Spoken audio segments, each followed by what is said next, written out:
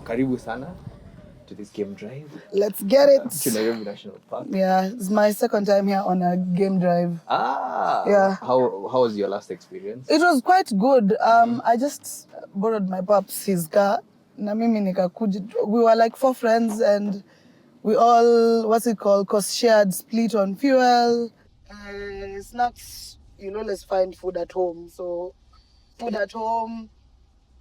The car charge was 430 bob. Yes, it still is 430. And right now the entry per person is 2,000? Not yet. So the matter is still in court. So it's still at 430. Okay. So just know that it was cheap. It was affordable. Yes. Cheap is a very... Yeah, it's relative. Relative, yeah. It's relative. Yeah. So how I know you is you create content. Yeah. And your content revolves around backpacking in Africa. I know your name is Backpacking East Africa, but that's a lie because you've done more than Africa. Thank you. Yeah. East Africa. Yes. We'll get into it. Which is perfect because it shows that your dream when you're starting was East Africa. Yeah. And that's where you thought it was going to be. Yeah. And then it grew to Africa and hopefully eventually to the world. Exactly. And so I wanted to ask you about your last trip because when you're planning this game drive, you are planning on going on a trip. Yeah, 2 trips. Yes, back to back. And you told me after those trips, then we can come and we can talk about them. And so, what were those trips? Where did you go, and how was it? So the first one was Lamu. I was hosting in Lamu. Then immediately after Lamu, I came back to Nairobi, rested for 1 day, then took charge of another group to TZ, Moshi and Arusha. Yeah. So Lamu was 3 nights, 4 days. I'm used to all these circuits, so it's not like it was anything. To you, it's always, Yeah, I know. Step by step what you're going exactly. to do. Exactly. It gives me so much peace and calm knowing that I have everything like in check. Yeah. Exactly. And so, for context, as a content creator, you create customized trips, groups, both men and women. Yeah.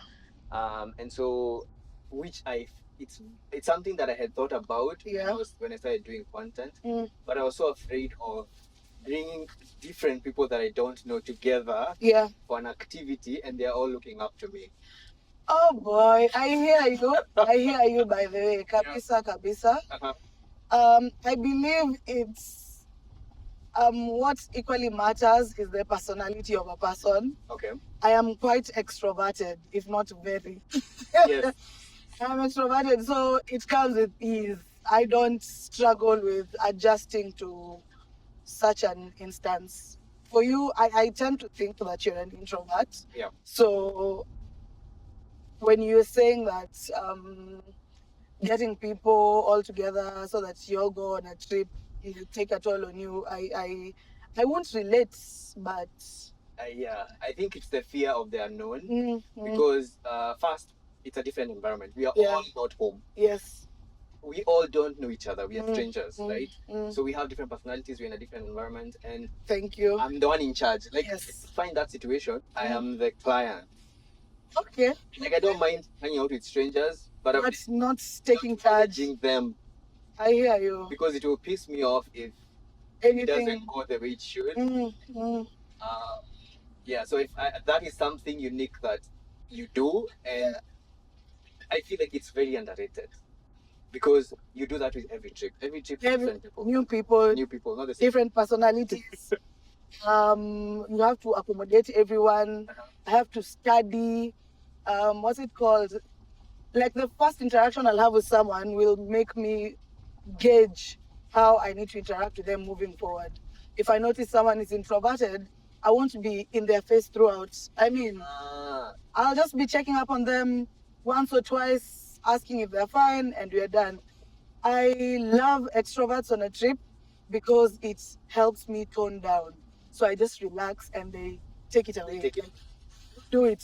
Yeah, it makes me so happy. So that means then your superpower is reading people. I think I'm quite good at that. Yeah. You have to be, what's it called? situational awareness and whatnot. Has to be 100%. Yeah. So that, I mean, you can adjust yourself in accordance to the group's needs. So how is your process like? So let's say this is a new location. Let me give you a new location. Let's say somewhere maybe you've gone, maybe I'll take a guess. Have you gone to? Okay, you haven't gone to Libya. No, I haven't. So let's say I task you to create a trip for Libya. Yeah. Where do you start? And you've never been. Okay. So here's the thing about me. I don't like stress and I don't like anxiety. So if you're tasking me with Libya and I've never been there, why should I pick up that job? I'll just tell you I've never been there and it's above me. Yes. So okay, what else? How I was trying to phrase the question is, okay, maybe you have an interest in going somewhere. Oh, all right. Yeah. Now I get it. Yeah. And so how do you start? Do you start by going by yourself first? Experiencing the whole experience just by yourself? How do you get contacts of those places? How do you maneuver the travel restrictions? So do you do research first? Do you find someone in Kenya who's gone there before? How is your process in creating a new route? Dude, this is my intellectual property, man. Okay. So I won't dig don't deep give into it. Don't give me a lot of details. Yeah. I think that what I wanted to know from you is, based on your process, do you have to first experience it, or you're very okay with first going with new people? No. Okay. I like going to a place first. I know how things are. Okay. I get my contacts. I vet suppliers and service providers, etc. Then now I'll be comfortable when it comes to hosting a group. Okay.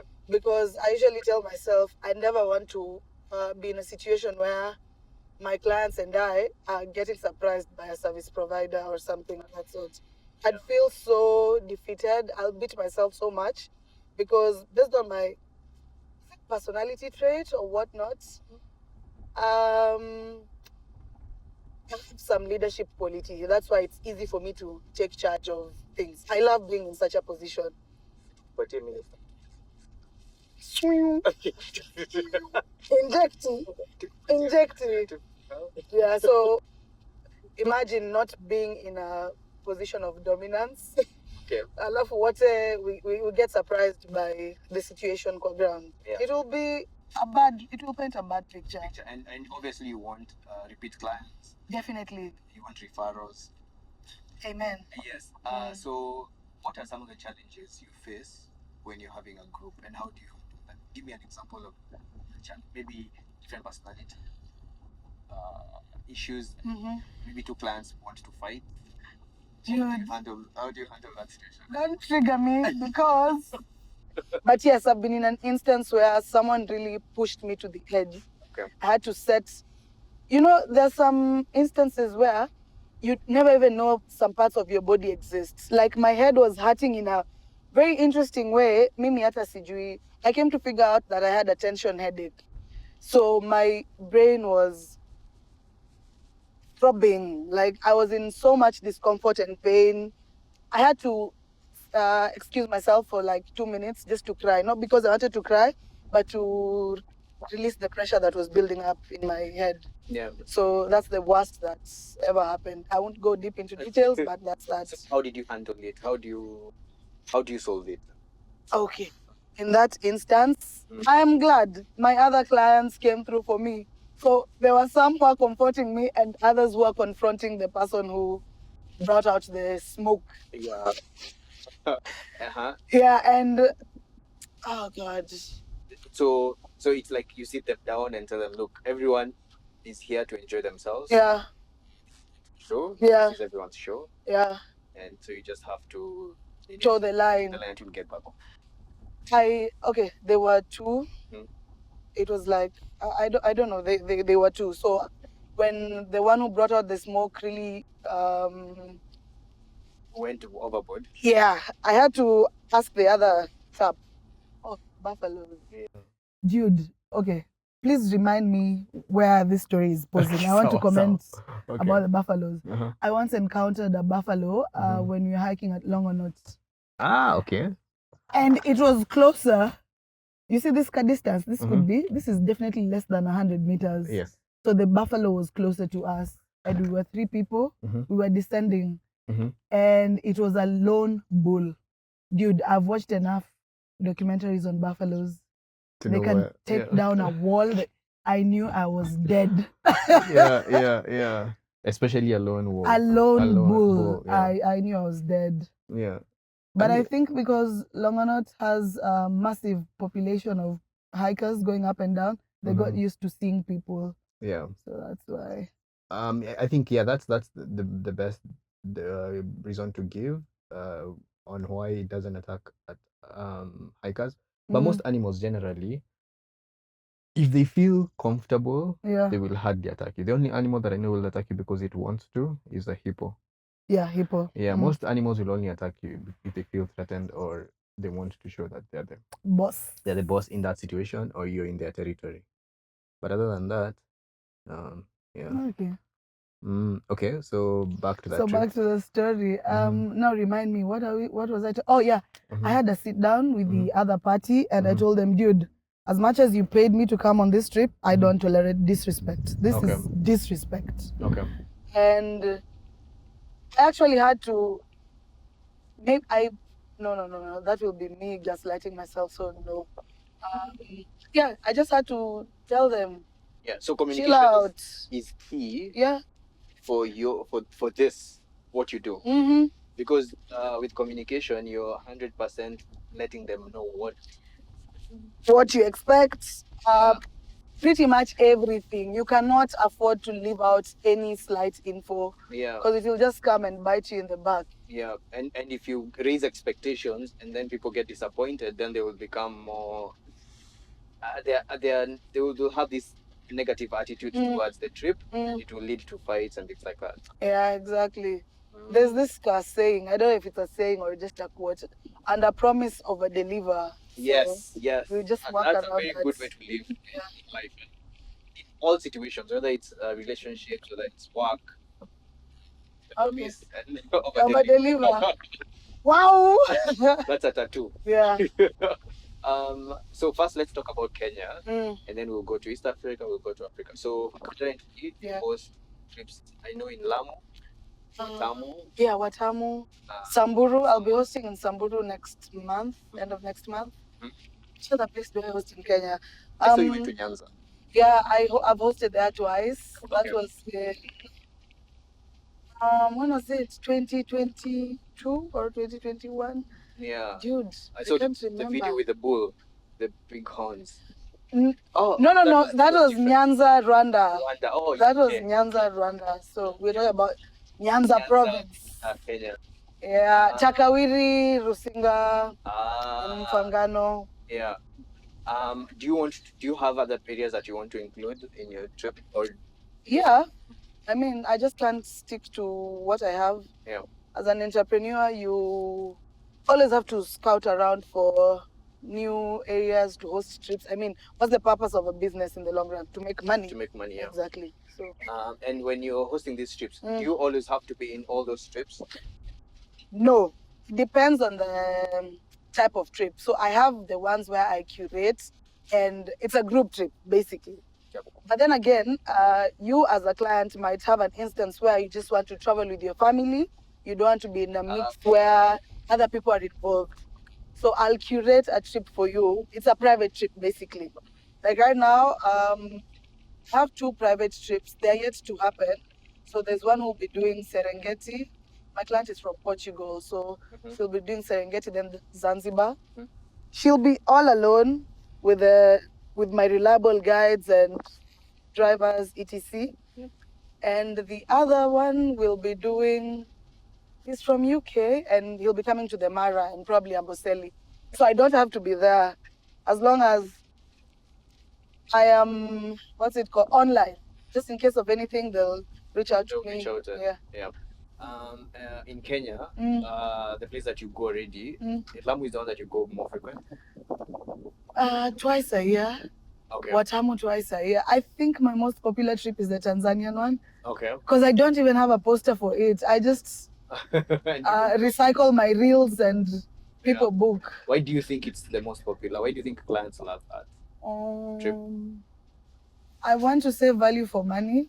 Okay. Like literally, you do so much in a weekend, and you know there's equally the thrill of leaving your country, going to another country, which is not that far. It's not that far, and you don't waste your leave days. Okay. I mean, you can start coughing in the office on Thursday, Gioni. Thursday at around noon, you just start coughing. Then you tell your people, I don't feel so good. On Friday, we go for the trip. Saturday, Sunday, Monday, you're back in office. No leave day utilized. And you're out of the country. Yes. And you had a bomb time. I know, right? Akili mtu wangu. You'll translate that. Yeah. Akili mtu wangu. Yeah. I think they're very happy that the sun is out. I can imagine. I love this weather. I hate gloomy weather. So when I woke up and saw the skies were clearing, I was like, praise be. Yeah. You'll edit out some of these parts. No, it's fine. I like this because it shows how natural this is. Inashuka hapa tutaifuata tu. Okay. This dude is massive. Yeah, big boy. Yeah, don't charge, bruv. Don't charge. Also, I think animals in Nairobi Park are very adaptable to people. To cars rather, not people. Makes sense. Because, of game drives. And so they are not that worried. Aggressive. Yeah. As long as you don't get too close, they'll just leave you alone. But in some other parks, they will see you and they will either run ama wakukujia. Where have you experienced that? I had an experience close to that. Where was it? Amboseli. Mm-hmm. So what happened? I was just driving. Alafu, you see what's it called? An Ellie from afar. Mm-hmm. Then the moment it got close to us, it started teasing us. I was scared. I was so quiet. Yeah. After that situation passed, I switched. I didn't want to drive again because the foot was on the gas pedal, ready to just. Yeah. I have experienced it in Savo West. I didn't see any animals in Savo West. Wow. Yeah, animals in Savo West are very dispersely populated. Kabisa. Yeah. You can see a jackal lying on the road. Is it dead? I don't think so. I think in Nainota too, Joe. My God, to be a jackal. I swear, it's not dead. It's not dead. It's just not chilling. Dead. Yeah. Oh. And see there too. Yeah, I've seen the other one. Looks cute though. Looks like a dog. Wanaota jua. Oh, and there's a time, the other time when I came to the park for a game drive, I drove, I was following a herd. Is it called a herd of rhinos? It's not a herd, I've forgotten the name, but I know it's not a herd. Anyway, I pulled over at some place like here, then the rhinos were crossing. They were peaceful, none charged at us, but then again, I started seeing videos online about rhinos charging at cars. So I was asking myself, what if one just turned and started charging at us? Ningekuwa that quick to engage reverse and oh boy. Some of these things, it's better if you don't know, because if you know, you become more scared. More scared, yes. I think the biggest advice I usually give people, make sure you, in as much as you want to experience wildlife, give a distance where you can react. Yes. Either whether it's reversing, whether it's changing direction, whether it's driving past it. Yes. Give a certain distance that if something happened, you could easily react and solve the whole situation. Fair enough. Yeah. I've not had any wildlife encounters that are super serious. I know rhinos, so there's a species, rhinos, it depends on the species. There's a species of rhino, the black rhino is very shy and also very aggressive. Yeah. But the southern white, it doesn't really care as long as you don't like get super close. Yeah. It won't care. So it depends with so you will see rhinos that will not feel bothered. Oh wow. But you'll also see rhinos that will feel very bothered. Okay. Yeah. So for the record, is it white rhino or white rhino? I know part of the feature that describes the rhino is the mouth. The mouth, yes. Yeah. So that's a guinea fowl. Kanga. Kutoka. They're just basking. They be chilling. Unajua wamenyeshewa the whole night. Yeah. So now they be chilling. So back to it. The white rhino. So it's originally from wide, but I think they couldn't say white. They thought it was white, and so it just became white. Okay. Yeah. Okay. But technically, it should be wide because the mouth is wide, and the other one has like a lip. Like that. But yeah, I think it's people just used to call it white, and then also the other one is called black. So now it's easier. Opposites. It's easier to differentiate it because black and white. Yeah. Okay, so let's go to East Africa. East Africa, you've done TZ, Rwanda, the whole of East Africa. Ethiopia. Basically. You've done even Somalia. Oh, Somalia is now part of. Is it East or Eastern? Now Somalia, what okay, works? You're right. It's Eastern. It is Eastern Africa. Same case to South Sudan. Yes. So I've completed East Africa. East Africa, okay. Yeah, including DR Congo. Yeah. Which is your favorite destination? Oh my God. You have to pick one. Hii story ati, oh, you want to be politically correct. Apana, imagine it's not even about being politically correct. Best believe, you just can't have one favorite thingy. I believe every country, every location has its own perks and downsides. So which one has a really good upside? Of course, Rwanda. I mean, who doesn't love Rwanda? Rwanda, mostly it's because as a woman, I feel safest in Rwanda. I could leave a club at 3 a.m. and walk home and no one will bother you. Oh boy, I was about to curse. Oh, it's fine. It's honestly. Then you'll yeah, it's fine. It's okay. So Rwanda. How is it? I don't know how they managed to do it, but of course, based on their history, that's all of that in the past is what has led to them being a peaceful nation. Yeah. I could walk in town without a care in the world, without being afraid of being groped or catcalled or being, you know how the makangas in Nairobi are touchy with women. Yeah. There are some streets in Nairobi I don't walk through because I don't want to deal with such. Exactly. So Rwanda is good, but the problem I have with Rwanda is it will be fun for like a week. Okay. When you have the psych, oh, I want to go to Kigali, I want to go to Gisenyi, I want to go to Musanze, I want to go to Kibuye. After a week, Rwanda is a small country. Yep. 2 weeks are enough for you to clear moving around Rwanda. So what happens after that? Someone like me, I constantly need to be stimulated. Okay, you need a new experience every now and then. Yeah. So I got bored. The first time I went to Rwanda, I wanted to move to Rwanda. I was actually pivoting myself based on the corporate world. Like you thought about moving yeah, there? Yeah. I was so ready to move. Then the second, third, fourth time, I was like, nah, I'll be bored. Yeah. Si ungemove ndio tukuje tukutembelee. I know, We have a reason to come to Rwanda. I know, right? I agree with you. I've been to Kigali before. Yeah. And Rwanda is one of my favorite countries in Africa. I think for me it has so much history and most of it is bad history because of what happened in the 90s. However, seeing how they've overcome that and now it's like there are rules, people follow rules. Yeah. Traffic, borders have to to wear the latter helmets. Oh boy. Like so it makes me happy that Africa, you know, Kenya I say Kenya is an organized mess. Oh.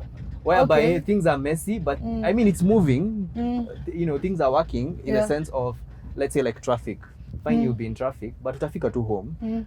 But by the time ufike home, utakuwa umeteseka kidogo. There's that organized mess. Fair enough. But Rwanda, it feels like everyone wakes up knowing what they need to do. Yeah.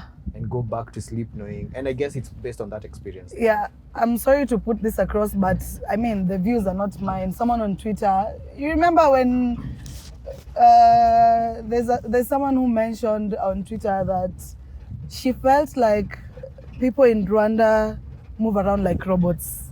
Okay. And then there's a girl who clapped back. Yeah. I remember, yeah. But at least my president is not so and so. Yeah. I remember. Yeah. We got into a beef that we shouldn't have. One tweet took the whole country down. But I think the reason why people think that is because they don't have context. So yes, if you see yes. if you experience Rwanda without knowing where Rwanda has come yeah. from, then you will feel like these people, it's like they live in fear. Mm-hmm. But if you know the context, then you understand You'll why understand, it feels like they live in fear. But yeah. it's because there was a point where a neighbor would just come and slash you. Yeah, yeah. Because you're from a different tribe. I want to cut you short. Yeah. What if I told you they don't have tribes in Rwanda? They all speak the same language. It's the same language. It's the same language, okay. So if you go to what's it called, the Genocide Memorial, yeah. There's a place where you can clearly see a white person with what's this thingy called vernier calipers. The thing, it's a unit of it's a. You see the way a ruler measures centimeters and meters. So okay. vernier calipers. I don't know how best to describe it. I used it in physics, but that kathingi. A white man was using it to measure the nose of a Rwandese fella. Mm-hmm. So that's the metric that they use to say you are a Hutu, you are a Tutsi. It's not even tribes. So they wouldn't know based on the area you live in. No, that's what I don't want to comment about it because I don't have enough information. Okay. So I get you. I don't want to give half-baked stuff. Yeah. But it was politically motivated because their leaders at the time are the ones who are making them fight against each other. Someone said that humans have always had a thirst for war. Yeah, it has always happened in every era of humanity, and I think it's an animal instinct, because when you get a population growing, it's easier to convince a certain population within that population that population inachukua resources. A lot of resources. So we need to take back and you see what's happening with all over the world at the moment. Everywhere, basically, man. Yeah, but hopefully we'll evolve to a species that don't necessarily need to fight. But until we get there, kutakuwa na nini. A lot of yes. So friction. In Ethiopia, you've done feeding hyenas. Yeah, in Harar. Yeah, I did that. Ethiopia PTSD. Yeah, which is a more scary experience, feeding hyenas or walking with lions in Zambia? None, to be honest. Let me comment about Zambia. Okay. My horoscope, I am a Leo. Okay. I love cats. Cats feel like home to me. Okay. After when I was having breakfast before now I came to the main gate, there was a cat chilling right by my feet, and I was just petting it. I gave it some of my food. I mean, I'm a cat person, kabisa kabisa. So petting the lions and caressing what's it called, the cheetah, it felt like home. So you weren't scared that this is such a big cat? No. It's not your usual cat? No. I was like, if I die, I'll have died doing whatever I love. Okay. And the hyenas in Harar, it wasn't scary, again, because they're not your typical wild hyenas. Best believe there isn't a park or a fence to seclude the hyenas from the people. They live all, I mean, together. Yes. Like, what's it called? People in Masai Mara or Amboseli. An ostrich. So they are tamed, but they're not tamed. They are not tamed because it's part of their history. You know, Harar is a UNESCO World Heritage Site. Okay. So, and before a place becomes gazetted with the UNESCO World Heritage thingy, there has to be some history behind it. So I believe they were feeding, or rather the practice of feeding the hyenas is to just make them friendly so that they don't attack the kids. You know, back in the day when you had to move from point A to point B and there's a hindrance somewhere, you have to figure out how to overcome it. So the plan was feed the hyenas, they'll be full, they'll see us as part of kawaida people, and we won't be harmed. And if they harm a child, then the consequences of it, they'll realize they'll not be fed. Probably, yes. So it's a long history. Yes. And so they're born into that. Yes. So they don't, like, literally, you'd walk here and bump into a hyena and it would not attack you. Oh, okay. Yeah. This is a male ostrich. Yeah, because it's black. Yeah. Black is beautiful, huh? Yeah. At least what's it called? The documentaries I used to watch as a kid. I still watch some. Yeah. They're coming in handy. In Samburu, your trip, it's in Samburu National Reserve. Yeah. Okay. So then at least you have a wildlife experience. Yeah. You also do Masimara? I haven't done, but I just plan for people. I haven't done Mara. I haven't hosted in the Mara. Okay. I find the Samburu giraffes to be hella pretty. Like they're the best. Yeah. Wallahi. And is it the gravy zebra? Yes. Okay. Yeah, it's pretty. It's it a pretty zebra. So based on your experience traveling in Africa, what do you think would be the best thing that would happen in Africa within our countries for us to travel easily because it's you and a few other people are doing the work of bringing people like Kenyans to different parts of Africa. Yes. etc. But how do we make it a thing? Because we are all kind of the same. Yeah. I have the best answer for that. Yeah. Probably not best, but I have a good answer for that. Okay. Do away with the visas for starters. Do away with the visas. Okay. I mean, make it easy to go from. Yeah. Why should I pay to access a country? Like why? Yeah. Nigeria denied us visas. I mean, F you, man. We are blacks in the motherland and you deny us visas. Why? Make it. Why between my interview you are passing? Yeah. I hate you. Exactly. Yeah, that's such a funny meme. Yeah, I know, right? NTID is coming to Kenya. To perform. Yeah. Where will it be? BND. If you're part of the entertainment industry, you need to be chap with such trends. Yeah. You hold on. Yeah. Right now he's trending. So move with it. Okay. So visa free for all. Yeah. What else? Do I want to comment about infrastructure? But it's to be fair, it's not a bad comment. It's true. You have a point. Okay, I have a point, and I should not feel some type of way. It's my experience. That's what exactly. Good. So infrastructure as well. Yeah. I have been in crazier situations where the road network was. Whew. Terrible. Yeah, when I was traversing from Tanzania to Burundi. Okay. The road network was bad at some point. You know, you even start questioning yourself, asking, did I really have to come for this? Yeah. Did I really have to put myself through this? I almost cried. Yeah. But you know what? It wasn't, coming to think of it, it was manageable, but still, it wasn't a good experience. I didn't have a local line, so I could not communicate with my people to update them on where I was. The road network was bad. Our car broke down at some point. I was there panicking. We have not yet crossed over to Burundi, and you know what's it called? The notion that we have as we'll take a break so that you talk about this. Okay. They always confuse me. At least. Wait, are these gazelles? They're impalas. Impalas. I was waiting to see the twisted horns. That's why this family always confuses me. Yeah, the gazelles are usually smaller. Noted. Yeah, in size. But all these are female impalas. Definitely. Yeah. I know the males usually fight, interlock horns. Yeah. They have this thing where they have to fight for to be a pack leader. Yeah. So what was I saying again? So I was worried. We had not crossed over to Burundi. Time is moving. I don't have a local line. I didn't know I was going to sleep. Goodness. And I am a solo woman.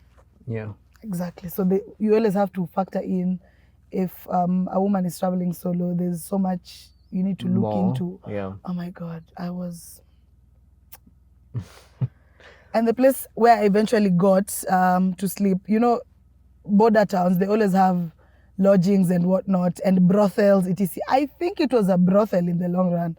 Best believe I did not sleep that night because the door was this thick. If someone was monitoring me or tracking me, they'd easily break it down by a kick. Yeah.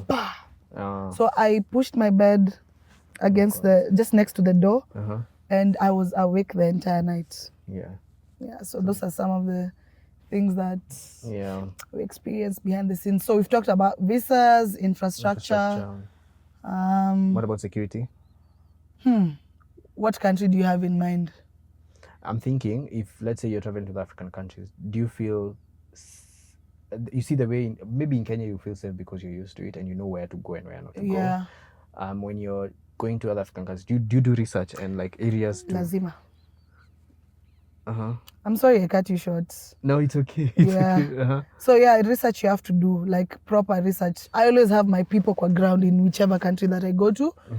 Like right now, I had a client who was in Rwanda. She did Nyanza, Kigali, she did gorilla trekking, and she was at Lake Kivu. If you've been to Lake Kivu, you can clearly see DR Congo is on the other horizon, horizon. It's not far, and the border, you can literally take a border to the border, cross over, go to Goma, sleep one night, come back. But she could not go because of war, the M13. And the militias. Yeah, and considering I was in Goma, I don't know, it's just a volatile place, so security matters a lot. It does matter. So, Goma, which other country? Burundi. But Burundi, all that, I think it died down. They had a war in 2015. It died down, so it's not as bad as people, like right now if you ask a kawaida Kenyan to give you basic info about Burundi, they'll probably mention war, but that's not the case on ground. So sometimes the media equally wanachocha sana. What about language? When you're visiting, let's say, Francophone countries versus Anglophone, how do you maneuver the language difference? Fun fact, I've done French all my life. Yeah, from class 3 to class 8, high school from 1 to form 4. French was my best performed subject in KCSE. Uni, first year to fourth year. So I am... So you can speak French? Or you can... It's fading away. I used to be fluent in high school because, you know, in high school, you get to be tested. An exam setup has 3 parts. There's the comprehension aspect, there's the listening aspect, and there's the speaking aspect. So for the speaking aspect, it's like you just pick some cards, then read the topic. You're given 15 minutes to prepare. So you go meet an invigilator and narrate something about that topic. So I was quite fluent in high school. But then again, when I went to uni, you realize it's not everyone who did French in high school. So it felt like I was starting from scratch because we start with the basics. Let's just say French was straight A's for me in uni. That was the reason why I equally took it. Plus, I love languages.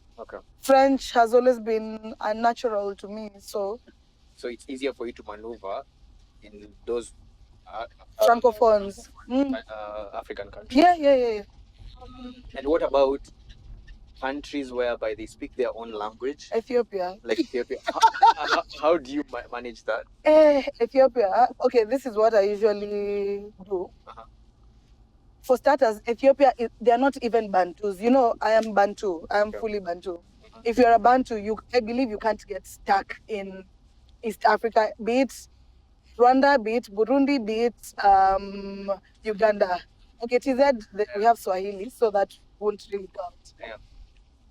There are some words you'll hear in your mother tongue, and you'll equally hear them in, let's say, Kinyarwanda. An example is Magana. I know you're a Kikuyu, so when you count Magana, Mere, whatever. I am half Kisi, half Luya. In Kisi, if you want to point out to a guy, like a guy is Omosacha, and in Luganda it's Omusaja. So I can get. One that we share across board is like when you cross over to Rwanda, They have the signage, welcome to the Republic of Rwanda, safe travels, bon voyage, rogendo, ruhire. What do you call travels in Kikuyu? We call it orogendo. So you can always get something. You can always get something. Now, in Ethiopia, that's not the case. Hakuna Bantu. It's Amharic. It was tough, but I like a good challenge, especially if it involves languages. Here's a trick for me. Know how to say hi, know how to say thank you, know how to count, know how to say I am going from this place to this place. Bas. That's what I use.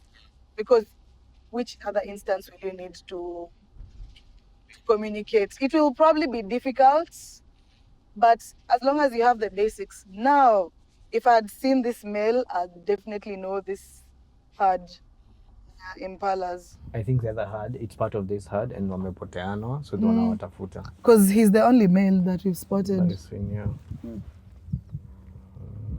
Such a beautiful family. And they all look very healthy. Yep. That's dope. I think the Rheens have really helped. Kuna katoto pale. You can yeah, I've seen the baby. Close to the male. I just a baby. I'm referencing quite a number of memes. So if you're not heavy on memes, you will miss out on. You do that as well? I love memes. I am a meme lord on WhatsApp. I'm always posting memes. So for me, it's movies. So you see, when you're talking and then you say something that I heard in a movie, then I will repeat the quote based on, or a song. Okay. Yeah. And that's where I lose the plot. My concentration span is not good enough to sit down and watch it. Yeah, I'll just start my mind will start drifting. And he's not moving. Yeah. Please don't stand. Oh, America. Beautiful, huh? Yeah.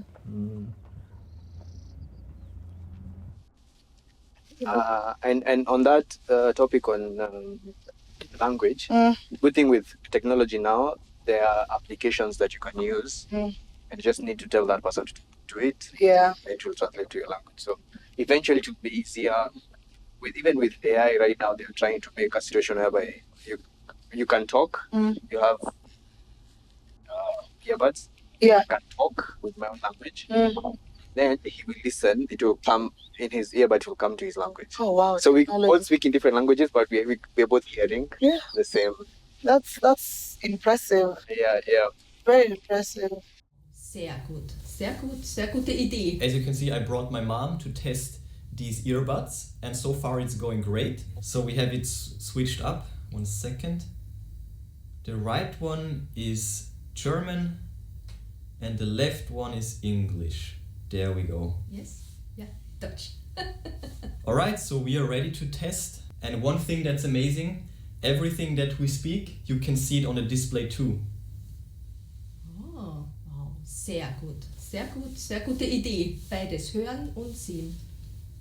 Honestly, it's working way better than expected. So tell me about your day. How was your day? Heute war's. Ja, ich komme gerade aus dem Restaurant mit meinem Bruder und mit meiner Schwägerin. Wir waren Pizza essen. Lecker, lecker. It's working really well. I'm glad to hear that. And thanks for helping me. Okay. Again, with your travels in Africa, which country? And please pick which one has the best food. Best what? Food. If you've been following me for hot minutes, you just know that I love potatoes. So I don't really care for food as long as there's potatoes and food. The best person who'd answer that is Zedi. Zedi is a foodie. Okay. He loves his meals. So Zedi is a fellow traveler based in Europe though. But he's African? Yeah, Kenyan. We've traveled, we've done Zambia, Malawi, we've done Ghana, Togo, Benin. He was part of that squad. The one that you went to South Africa with? Yeah. Not South Africa really, but South Africa. That trip. He's literally the only guy who's part of the squad.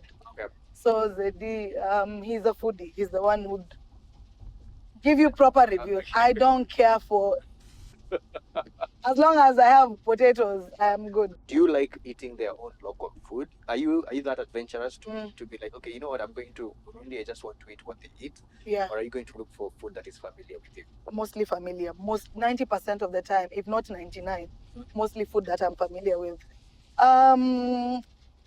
Now that we're in this topic about food, Ethiopia really took a toll on me in relation to food.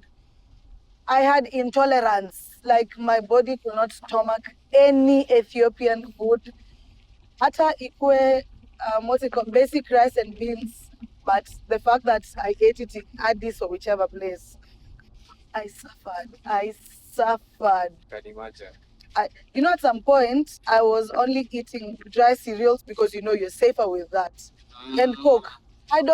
In a normal instance, you'll never find me with a bottle of Coca-Cola. Yeah. But that's what I was drinking, apart from water, of course, and dry cereals, just to not die. Not to die, yeah. And to have enough energy to complete exactly.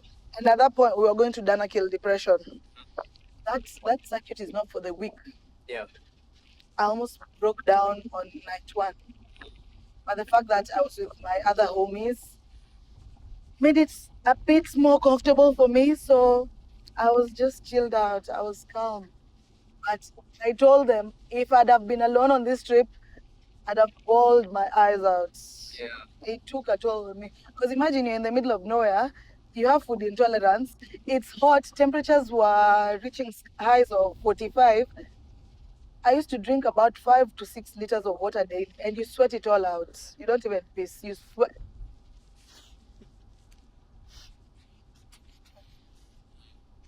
So that answers the question of your worst experience. Ethiopia. And they equally eat the raw meat. It's called, I think, kitfo. Raw meat.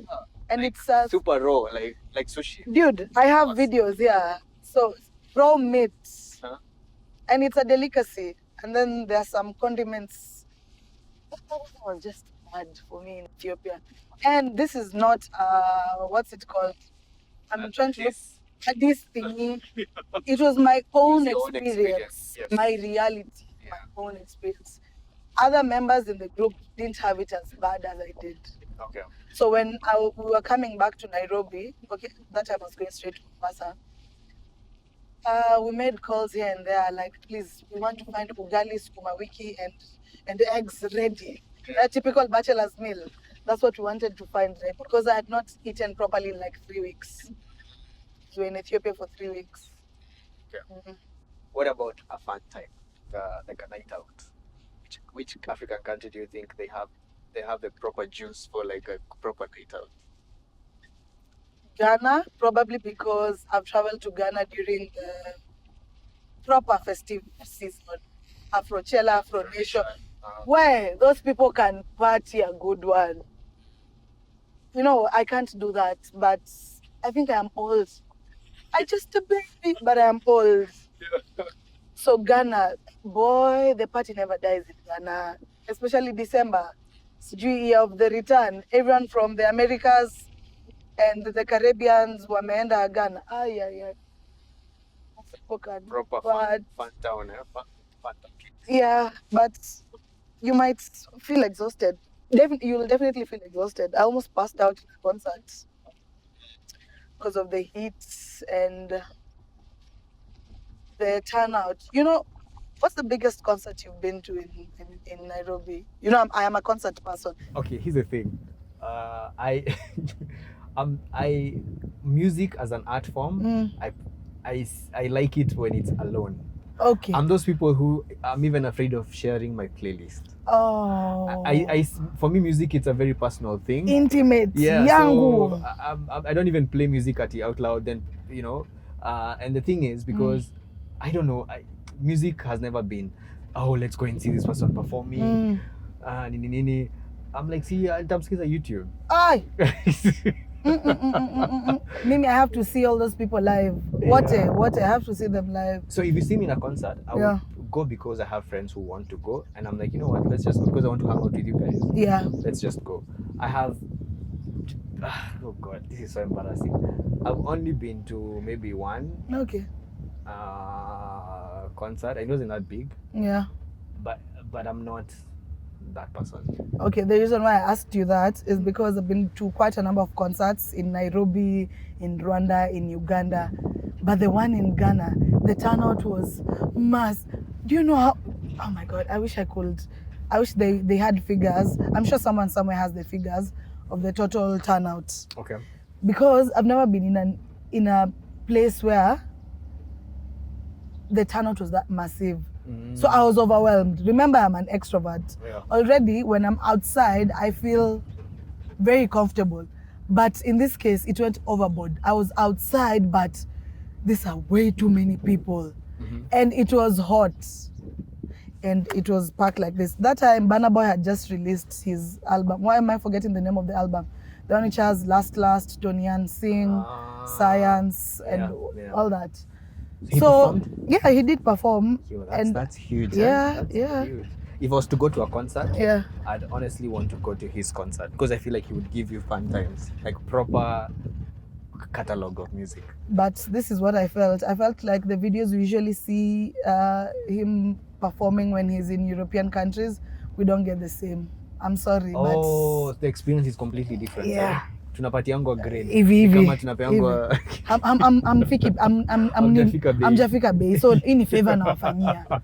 I'm Jafika Bay. Yeah. Is it common in African performances? I don't think so. I feel like it depends on an individual because I've been to numerous. Do you know numerous concerts? Numerous. I've been to concerts where the artist does an impeccable job. Of course, you know who I'm about to mention if you've been following me for hot minutes. Of course. Yeah. Dude doesn't joke with his craft. Yeah. Goodness. So he reminds me of, and I know that right now they're beefing, but he gives me that Kendrick vibe whereby it's an art form. It's not just music. Yes. It's an art, ni kama kupika, yani kama ombachi. You got that That's your right. thing. You got that right. Nyashinski will rap, he will sing, he will play an instrument, he will dance, he will give a back-to-back performance of like 3 hours. Yeah. Ugandan crane, crested crane. Yeah. They owned this bird, eh? I have no idea about that. Tell me more. And I mean like they owned it in the sense of how they Okay. how they promote as a national symbol. Yeah. I've forgotten what our national bird is. I know it's like a tiny, cute bird. Yeah. Do they always walk in pairs? I don't know much about them. I think they do because most of the times that I've seen them, they are usually in pairs. So I think they do. Okay. All animals are very social animals. It's very hard to find an animal just living by itself. Pot up, the only bear in Africa. They're doing it a disservice, man. Yeah, the one in Nanyuki. They're doing it a disservice. Yeah, but you know it's been there for a very long time. When I was in primary school, it was still there. Oh wow! Yeah. I feel like it's going to live it still is living a very sad life. Yes and no. Yes, to the point of okay, there's so much more that it's not experiencing. No, they brought it when it was very young, so that's the only thing it knows. Okay, there's that as well. So it doesn't know that it could have a better life. Okay. But based on its instincts and what it is, because it's a bear, it needs big space. It needs to be able to live in an environment where it can hunt. Climate. It can mate. Yes, it's all alone. It's all alone, so it can't even exercise that right. Imagine. But yeah, the animals in captivity is a very sore subject. Personally, I'm not for it, but I've also seen animals that have been taken to captivity, like in orphanage. Yes. And I've seen that it's worth the life of that animal. Okay. So like a few weeks ago, there was a lion that was found in. So what happens with lions, right? When a male lion takes over a pride, he fights the male of that pride. Yes. He wins, and then he kills the children. Yes. The cubs. Yes. And so what the lionesses do, they hide the cubs. And by hiding, it's like nimekuachilia, you go survive. Whoa. Because now miaka 18 where zidi. Hata si miaka 18, it's it's a baby. It's a baby. Okay, I was using the context of African parents, not mine though, but the instances where the moment you've reached 18, they just leave. let you. Exactly. But now here the lioness doesn't have a choice, because if you live here, the male is going to kill you. Yeah. So they abandon the children and the cubs. And so what happens is someone in the community will spot it. Yeah. They will call KWS. KWS will come and pick it. Now what do you do with it? You can't give it it to another. Yeah.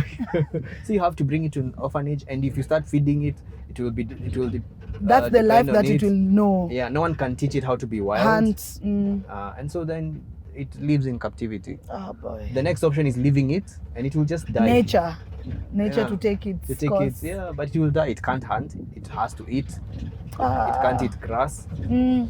So captivity, it's a very sore subject. Yeah. So tell me about Namibia as a country. You've been there? Fun fact: nope, I haven't been there. But my you're homies. No, S and Sinjay, my other homies. Yeah, I'm planning to head there. Okay. What's it called? We'll be hosting in Namibia in November.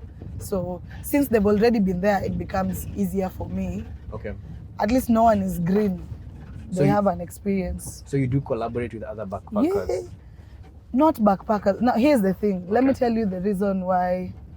Sometimes people misunderstand me, but it's okay. I understand where they're coming from. Okay.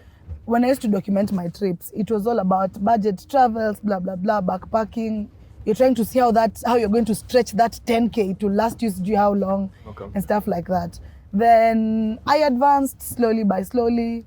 But you remember my name was still as Backpacking East Africa. Yeah. And that's why I can't even change it right now. Backpacking, this is not a diss to anyone, but I believe there's some levels when you reach in life, when you advance, you just can't go back. So I believe I advanced from the backpacking thingy, but I can, however, give advice. So there are some instances where I'm not going to put myself through just to save up on money. If I can get some convenience at an extra cost, I will gladly pay for it. But that's because I have some sense of, some financial muscle. But back in the day, when you know you're not that well off and you still want to have a good time, you will look into ways to stretch out that money. Yeah. So most people tend to think the trips that I organize are backpacking trips, but I don't organize backpacking trips. Okay. It's pretty much a value for money trip. You pay me this amount, I provide transport, I provide accommodation, guides, etc., and we're good to go. So it evolved from you being a backpacker to now providing a trip for anyone. Yeah. But then your trip is very customized. Yes, exactly. To the group and what they want. So they are the ones who tell you what they want? Not or really. Or you're the ones who tell them? It depends again on what I'm doing. If I am curating a trip where I'm hosting, where I'll be taking clients to this and this place, in such an instance, I'm the one who will figure out the hotel logistics and stuff like that, right? Yeah. But if it's a client who wants to go to a place, let's say you want to go to Tanzania and you don't know where to start from, so I'll give advice, yes, but when it comes to accommodation, I let it be, that's usually a free, I'm not rigid when it comes to choosing accommodations for you. I'll let you have the, I'm looking for that word, but it has slipped my mind. Nitakuacha tu kwenye avenue, to look for what you'd prefer, then I can only give advice. Okay. Yeah. And also your collaboration has to feel meaningful. You could collaborate with someone you probably won't gain much from, but if you see their intent, and you see where their vision is, you can easily be like, you know what? We can give it a shot. I didn't have anyone to help me when I was navigating it. Yeah. But I could be that for you. No, that's a different instance. Yeah. I do that. Okay. This sounds like I'm tooting my horn, but it is what it is, man. Yeah. I have someone who holds my hand if I need, assistance on stuff, Rioba. So if I need assistance, I'll reach out to her. Yeah. And there are people who came after me and sometimes they need assistance, so I will hold their hands. Okay. So she's the OG of this. Yes. Yeah. Even before, I remember I used to read her blogs back in the day. Yeah. After before I went to Rwanda, I remember I read her blogs. I was just looking up to her. And right now we are quite good acquaintances. So Yeah, I mean, she's done a really good job in exploring not just Africa, but the world. Dude, The world. I stand greatness. She's currently in Turkey, by the way. Ah, yeah. I mean, I'm always inspired when I see people growing, because when I knew her, she was doing it in Africa, actually in East Africa. It was Lamu, it was Fangano, Takawiri. Which other place was she hosting? Some getaways in Naivasha, Yeah. stuff like that. Now She's global. Singapore. Zote. That's how it's supposed to be, man. I think even Vietnam. Yeah, she went to Vietnam. Yeah, so I'm always happy when I see people grow in that way. Right. It's always fun, because then it makes you realize that, I mean, the biggest, there are two things that you need in life: consistency, Yeah. and having a firm personality, knowing that this is who I am, believing in yourself, and doing exactly what you say you're going to do. Let me tell you, that's part of believing in yourself, where you can't slack on it. Yeah. You can't slack on it. You just have to be your number one fan. Yeah. When you're planning trips, this is advice for people who want to plan trips. What's one expense that people don't really think about, and then it comes out and like, oh, okay. That's a very, very interesting question, but I'll choose to answer it like this: don't have a rigid budget. Okay. Like, let's say you've done your calculations, right? You have accommodation, you know it's 10 Gs. Activities, you know 5 Gs. Meals, you know 5 Gs. So that's 20K. Transport, another 5 Gs. So don't be rigid with your finances. At 25K will be, this is what will be enough for me. No. Factor in the miscellaneous aspect. You might go somewhere, the place where you intend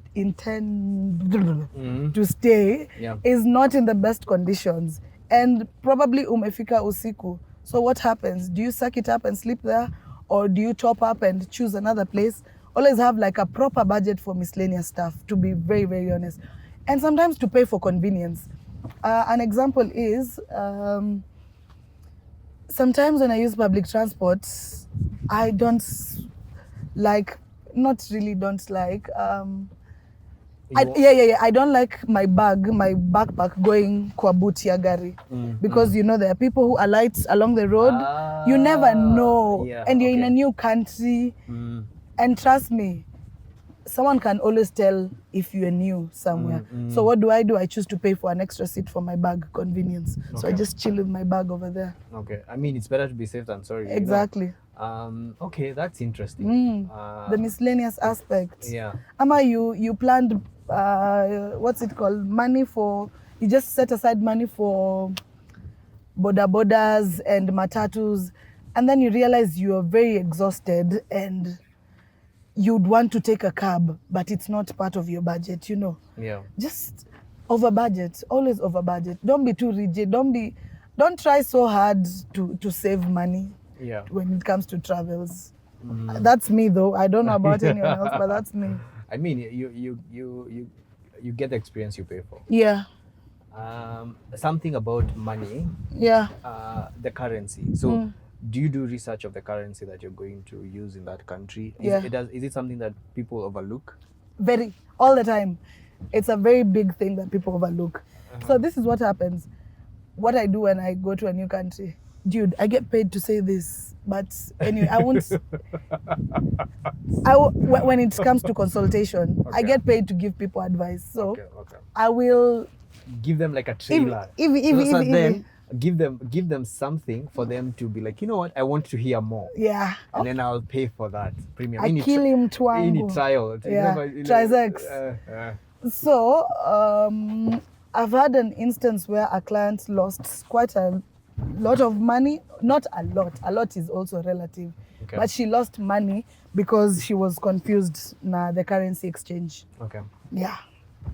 So what I usually tell my clients is just take 10 minutes to understand ukivuka border hivi, take 10 minutes to understand the currency of that country.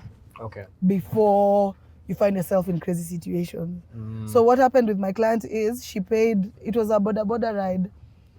It was in Rwanda. She realized she paid extra by an equivalent of 1,800 bob. What? Yes. It was supposed to be 200 shillings, but she paid 2,000 shillings. So 2,000 boda boda. context ya Kenya. Yeah. Hiyo boda boda unafaa kunipatia nikae nayo Exactly. wiki mbili. Exactly. When she was doing her finances, she was like, oh boy, I lost money. I did not understand, but right now I do understand.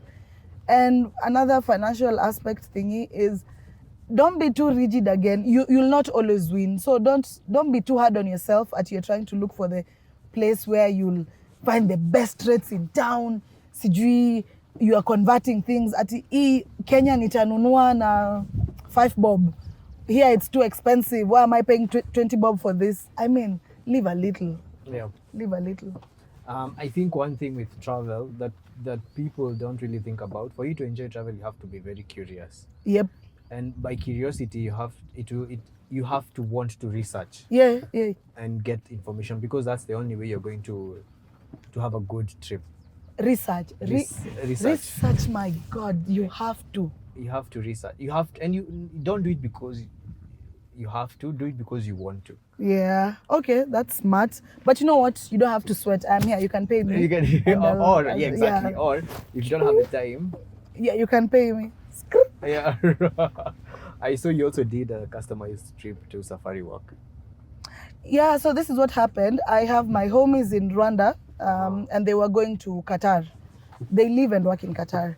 So they took a flight that has a long layover, and it was like a 10-hour layover. So they're like, yo, Rheen, we're coming to Nairobi. What do we do? So I took them round. So I took them to Nairobi Safari Walk, because I believe it's so damn easy. I mean, this privilege of having the only national the privilege that Nairobi has, the only capital city in the world with a national park, Katikati. Yeah. It's so easy to just, pop in and pop out. Mm-hmm. So they took a cab from the airport. I just told them we'll meet at Safari Walk. And I came from home, met up with them with their 2 hand luggages, and we went to Safari Walk. They enjoyed. After Safari Walk, we did,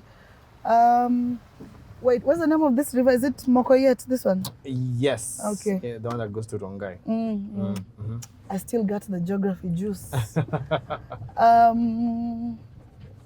So yeah, I took them to Nairobi Safari Walk, Animal Orphanage. They wanted to do everything.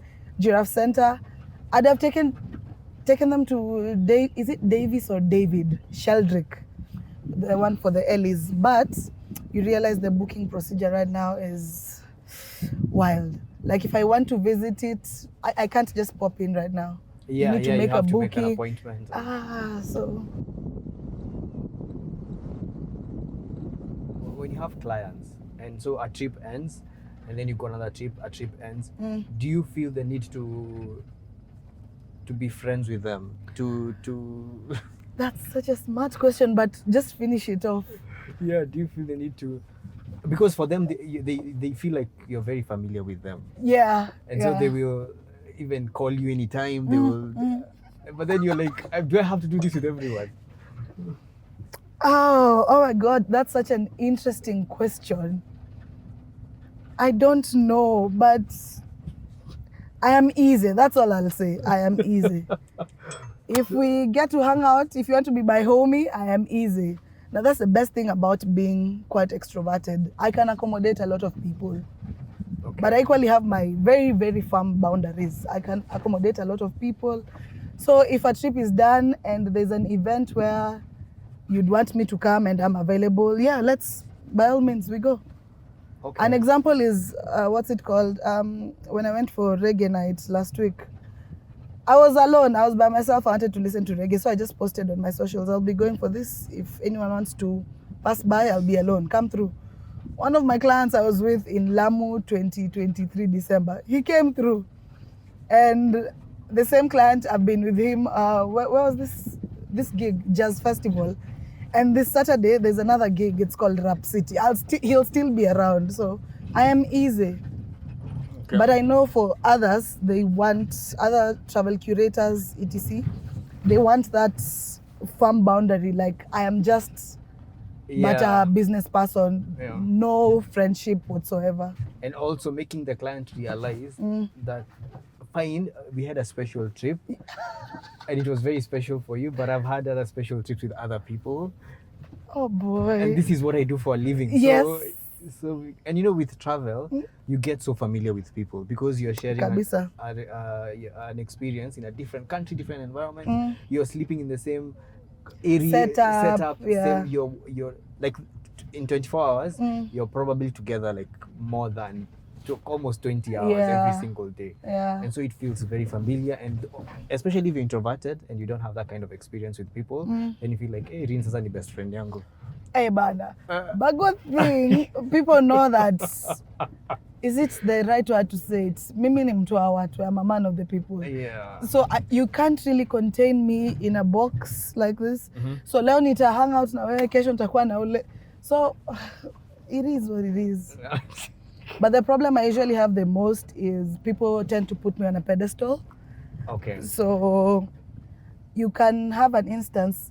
It's not that I've had such an instance, but you can have an instance where you want your own space, but because people put you on a pedestal and they view you as someone influential in society, they always think that you will tend to talk to them, mingle with them, and sometimes you just want to chill by yourself and someone might interpret it wrongly. You know, it's the same case with celebrities. Sometimes a celebrity just wants to chill by themselves and do nothing. And then let's say you've met them in a social space, alafu unataka kuwarukia hapo, and when they're not receptive to that, you feel some type of, unasema hata huyu anakuanga kichwa mbaya. Hakuna. People have lives out here. Have you met Nyashinski? Not on a one-on-one level, but what event was this that he performed the last one? Johnny Walker, where Nani came, Tiwa Savage and Fally Ipupa. I only went there for Nyashinski. And I got the VIP tickets. I mean, I'd paid up $1 over and over again to see Nyashinski. Yeah. You see the way, what's it called? An artist just, how do I put it? It's not crowd surfing, but crowd surfing with the hand. Unapitisha mikono hivi, watu wakusalimia. Ukikimbia. He said hi to me, my goodness. Hey. I fangirl for Nyashinski. I am a simp for Nyashinski. Oh boy. Tusker Oktoberfest, I got a VVIP ticket because it gave people an access to the artists' tents. But I was too anxious to try to even go to his tent. Yeah. So I didn't bother. Because you realize, I know I have put him on a pedestal. Unafika hapo alafu upate ni mtu wa kawaida tu amechill. So all the excitement that I'd have probably been having at that time simmer down. I don't want to ruin it. Let it just stay as it is. So you're very okay with not meeting him? Yes, I'm okay with not meeting him. I feel like I'd be really, what's it called? Anxiety will hit the roof, alafu nita kuwa like a vegetable too. Like. And then now he will find you awkward. Awkward, yes. So I'm better. I'm okay. What's wrong with this crazy? Exactly. You crazy girl. Crazy Okay, that's. girl. I mean, it takes a lot to understand because then you've been in that situation before, whereby people know you and know what you're capable of, and they know based on your reels and your videos. Yeah. They see that you're very vibrant and you're very, even with your posts, Oh, you're my very. God. But then when they meet you and they meet you in that state where you don't really want to hang out with people, then they will realize, kumbe Rheen hiyo ni personality anakuanga tu na. You've hit something, the nail on the head. This is the instance where I want to give you. A kawaida person who's not been to my trip, let's say now you'll tend to think that I am always out there in a wika too, always having a good time, always dancing, nini. I've hosted my clients, and the first thing, and I've been told by more than 5 people. There's one person who jokingly told me, Rheen, you're a fraud. Because the way you portray yourself online is not the same for ground. Like when I'm hosting a trip, I usually tell them, me niko job. I can't let loose like that, like niko job. And again, remember I told you one of my personality traits is the leadership aspect. What if I let myself so loose and I'm in charge of like 16 people? Like they're all looking up to me for directives. Yep. What happens in such a case? So exactly what you said. You have to find a way to balance Yep. your personality. Yeah. So I tell people, if you want to see me in my personality kabisa, tupatane kwa music concert. But not when you've come for my trip. When you've come for my trip, I won't even touch that bottle of alcohol. I would probably, yeah. I go to a club with you guys, I'll spend 1 hour, I tell you guys I'm out, so you'll find me. How do you handle a situation whereby, let's say, a client gets sick on trip? Knowing that you're managing them in a different country, Yeah. do you have a way of handling them? Have you been in a situation? No. Well, hi, Brian. I'm responsible for you and you're sick. Yes, and you're in a different country. And I can't call your mother to come for you. Oh, I would. I've only had instances where someone had vomited. So we're just stopping, vomit, proceed with the journey. I've never had anything serious, but I think the best that informing your mommy or daddy, because I usually have a list of next of kin details. Okay. Lazima, I always have that. Yes, that's. And also, then you have like dietary. Like tell people, okay, kama unajua uko na hii allergy niambie tuange. Sikuja kupata ziko na asthmatic attack. Especially for the Lamu trip, because you know Lamu seafood lazima ikuwe. So I ask people like, what don't you eat? Nikae nikijua. Okay. Never. Because I don't want to accidentally. Where? I have a relative who gets is it the thyroid gland? It swells so much when they consume seafood. It might not be the gland itself, but anafura tu uso na seafood. I know that's crazy because have you ever seen someone who has allergy nuts? Yes. They literally, it gets is it trachea or esophagus? Yeah. In a block. Someone can just die. They can have difficulty breathing, which can lead to death very easily.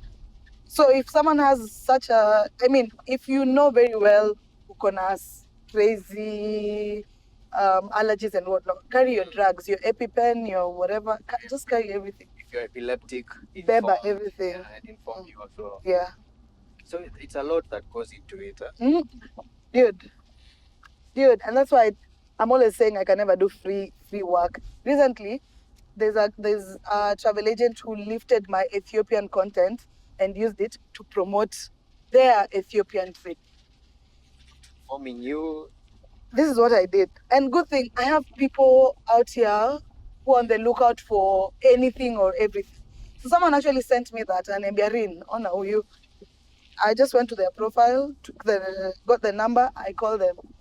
Hi, my name is Rheen. Am I speaking to so-and-so? Pull down that post, blah, blah, blah. If not, demand letter is coming your way. I didn't even give them the chance to talk back to me, and I hung up. Exactly. Enough. You know, if you sit down and look into the amount of money you've pumped into a trip to go get that content, to do your homework, to get contacts hapa kule, only for someone to comfortably lift your content and use it.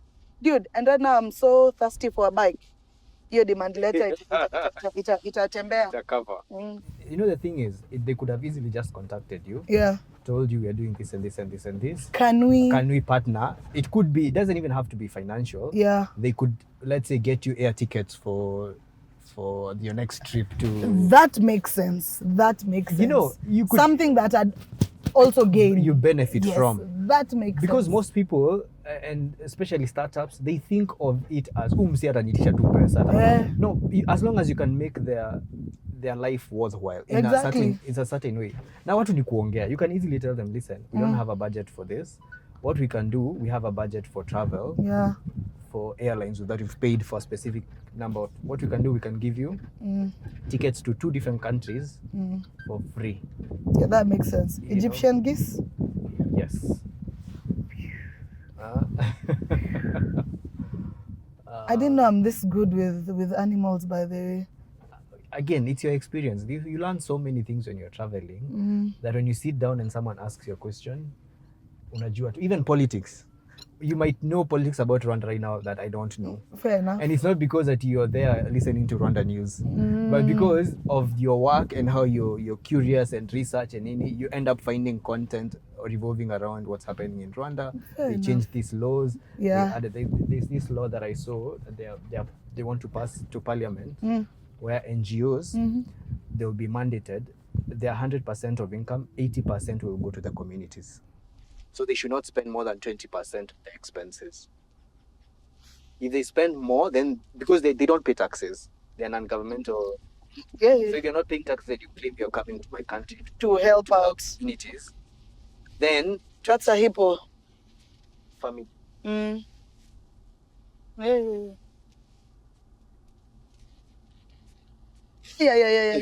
Ikithubutu kutoka, you step on that gas pedal. Because they just want to kill, literally. What do they feed on? Apart from grass? They know they can consume up to sijui how many. It's vegetation. They eat early morning when the sun is not out, and jioni. Okay. So like if you come here, let's say for a night game drive or a very early morning game drive, you'll find them here.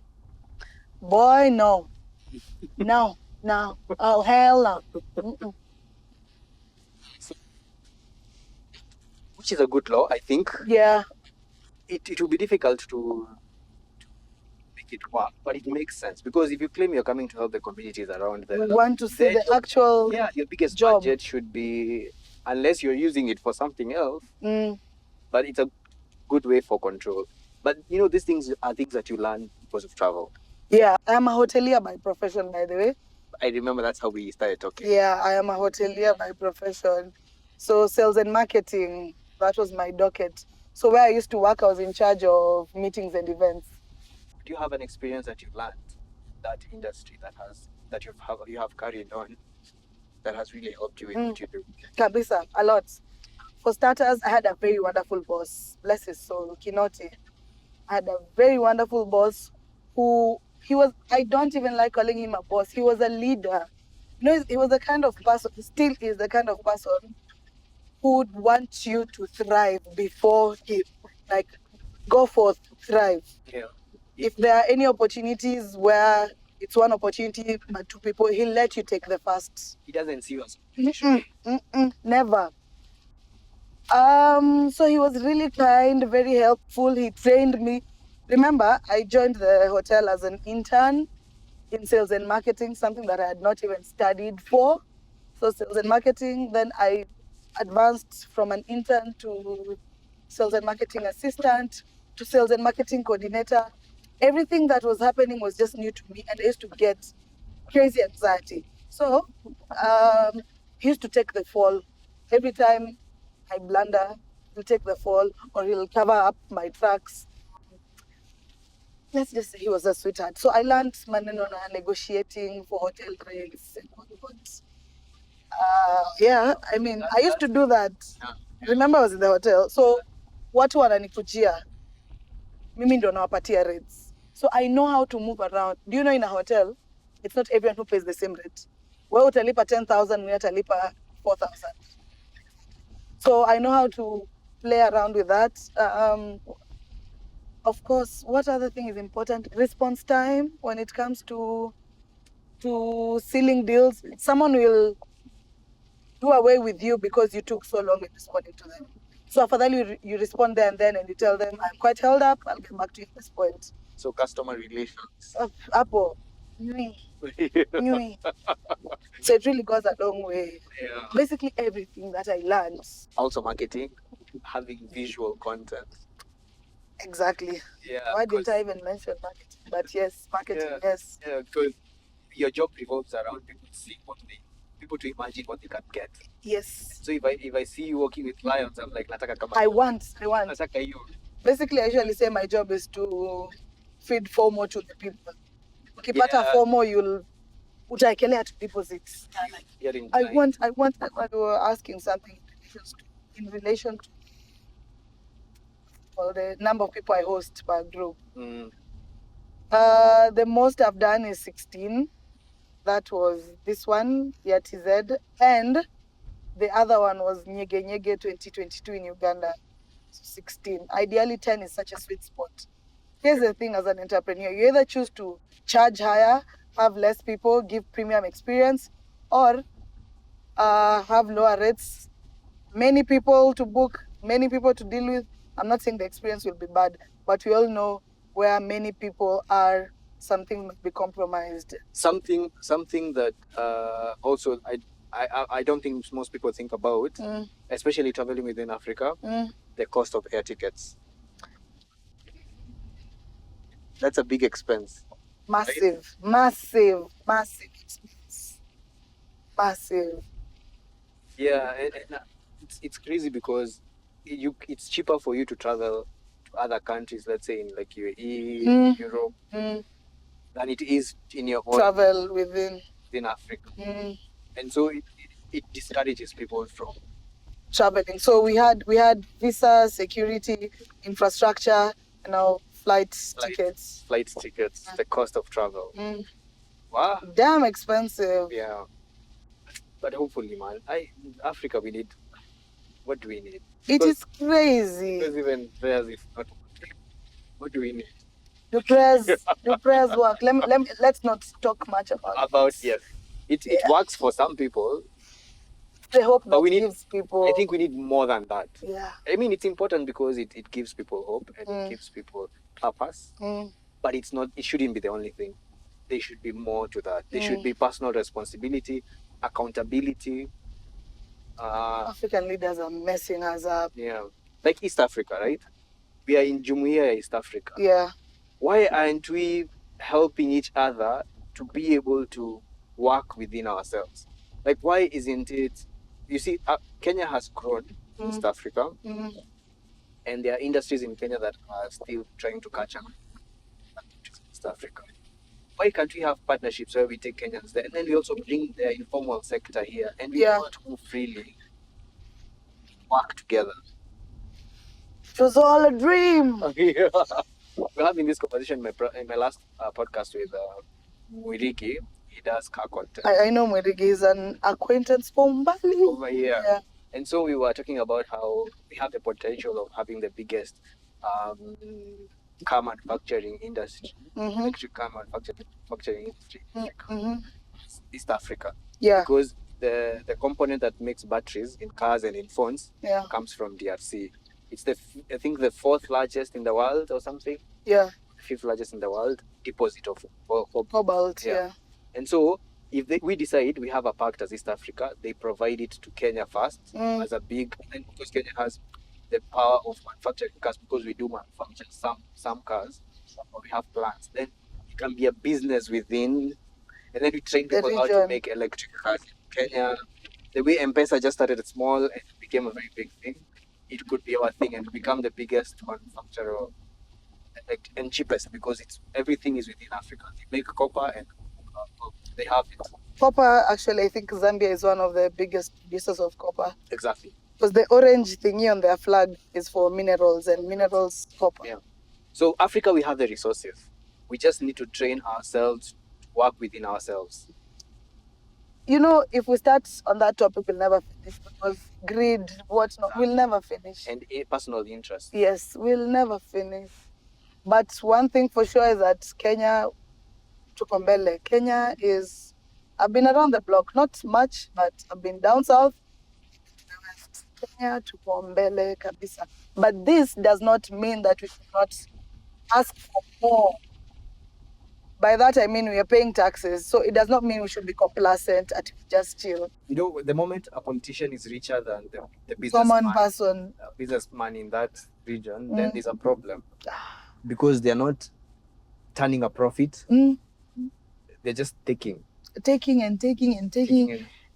some more, and oh boy, it is tiring. Yeah. But what to do? But now we need people like you in leadership roles. People who have also, travel is very important. When you travel, kind of learn things, and it's easier for you to make decisions from different perspectives. Because I feel like smartness, intelligence is not about what you can remember. Yeah. it's how you Hello, 844. can. Yeah. It's more how you can see a certain thing from a different angle. Yeah. This is a tree. Intelligence is knowing that if you're on a helicopter, you'll see the tree down differently from when you are down here. Yeah. When you're on the side, you'll see it differently from when you see it when it's uprooted, right? And so you combine all those perspectives and make a decision of what a tree looks like. Yeah. And that is what travel gives you. Exactly. Hallelujah. Amen. Thank you so much for the game time. I hope you had fun. Yeah, it was good. I feel bad I haven't seen my homies, the lions. The lions, yeah. I wonder why, because the timing was good. I mean, it's not that hot. Yeah, I was looking for them. I don't know why we didn't see them. But I think because we are equally focused on talking. The game time? You know, I mean, they blend in nature, so you could not see the mosquito or whatever. Yeah, maybe we passed them, huh? Probably. There'll always be a next time.